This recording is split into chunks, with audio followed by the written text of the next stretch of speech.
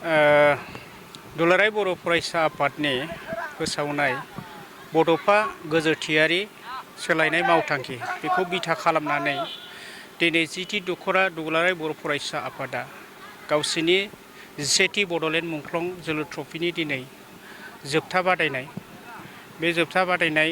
बे फाइनाल मेट्सआव आङो फैनानै जोबोद गोजोननाय मोनदों। दुलाराय बर' फरायसा आफादनि बे मावथांखिनि जोहै जों बेखौनो फोरमायदों दुलाराय बर' फरायसा आफादा जे दिनैहाय जोंनि उन्दै उन्दै फंबाय बिनानावफोरा जेखिनि माने गावसोरनि मावनांगौ हाबा फरायनायजों लोगोसे गावनि जिउ दानाय राहाजों लोगोसेनो दिनै जि फुटबला गावनि माने गोसो आरो देहा राफोद खालामनायजों लोगोसे मोनसे थांना थानायनिजों दिनैनि दिनाव मोनसे राहा जानानै फैबाय। दा बेखौनो जोङो साननानै जों दुलाराय बर' फरायसा आफादा नैबे आन्डार 13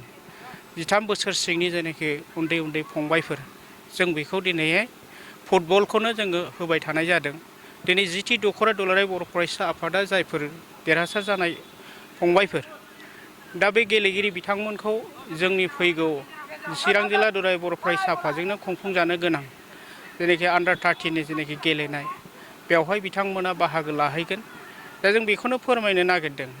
जोंनि फंबाय बिनानाव फंबायफोरा जायफोरा दिनैहाय गावनि जेनाखि ड्राग्स आरो बायदिसिना जानाय निसा बेसादनिफ्राय जाहाथे जानगाराव थानायजों लोगोसे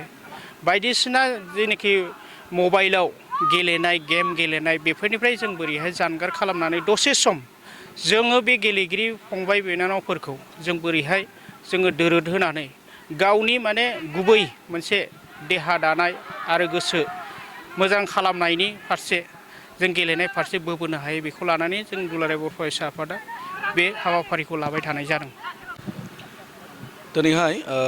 जे जिथु दख'रा दुलाराय बर' फरायसा आफाद जोङो 10निफ्राय लानानै दिनैहाय फाइनाल गेम दा फाइनाल मेट्सखौ गेलेदों सान्तिपुर दालाय दुलाराय बर' फरायसा आफाद आरो बेनि हेंथायै गेलेदों रुनिकाटा दालाय दुलाराय बर' फरायसा आफाद। दा बेयाव जोङो नुदों आरो जोङो दख'रा आफाद हिसाबै जोङो गोबांथार आलासिफोर हांख्रायनायनि गेजेरजों लकेलनि ओनसोलनि गासै इन्टेलेक्सुवेल आरो रायजो राजाफोरखौ जों हांख्रायदों। उद्देश्यआ नैबे जे जोंनि लाइमोनफोरखौ जोङो एन्टि ससियेल एलिमेन्ट्सनिफ्राय जों मारै बारग'होनो आरो लोगोसे बे जोंनि फंबायमोना जे गावनि केरियार दानायाव मोनसे गाव जे जिउ राहा दागोन बैयाव बियो खामानि होगोन जोंहा मिजिंथिदों। जे जों दुलाराय बर' फरायसा आफादा जोङो बायदि मिशन जोङो बिजन लानानै खामानि मावदों। थिग बे लेखायैनो दिनैहाय जोङो जे जोंनि फंबायफोर बिथांमोनहा जे गावनि नाजानायनि गेजेरजों बा गावनि रोंगौथिखौ गावनि टेलेन्टखौ दिनैहाय